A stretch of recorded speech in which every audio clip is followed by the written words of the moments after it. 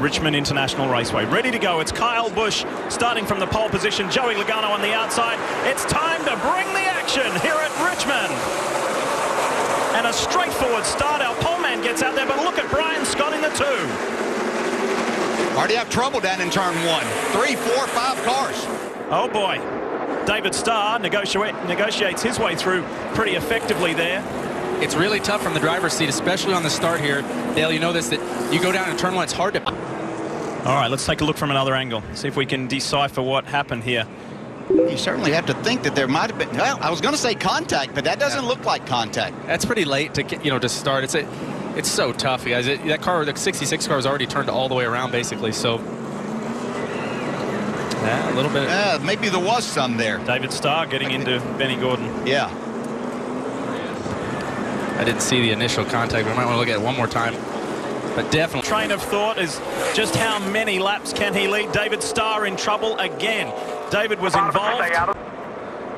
John West Townley in the 25 alongside. Also, as you can see, was involved in the lap 1 incident. But yeah, it looked like he probably cut that tire. They had a lot of damage on the right front, and it looked like that either that or you'd been on the brakes too hard. You wouldn't think he'd melt the bead this early, but the way. However, Josh Berrell, we got somebody in the wall. Jeremy Clements.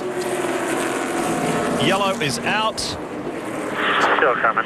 Too hard on it, sometimes that thing will let go. Ooh, yeah. This is going to be a hard hit for Jeremy. Man, that is drummer right there, for sure. That hurt. Hey, speaking of the brakes, and DJ was talking about the glow, as we see another angle of Jeremy Clements' accident here.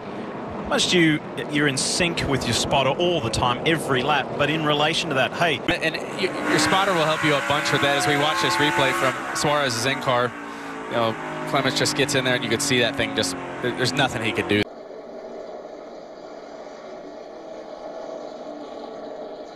As a driver, when the car gets loose like that right at that spot, you have to decide, am I going to turn right, try to save this thing, or am I just going to spin it out, come get some tires? He made the right call there. It's really... And was doing a really nice job.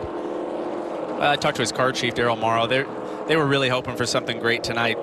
Looks like something might have cut the tire or something, but those guys did a great job coming here and putting on a good show and having a good run for their team, for their sponsors. Yeah, enough laps that, as you pointed out, when your car's not handling, you have to use a little more brake. Could have melted that bead. You don't usually see tire failures, but something could have broke south on him and put some fluid down, and so we saw multiple cars sliding up the racetrack.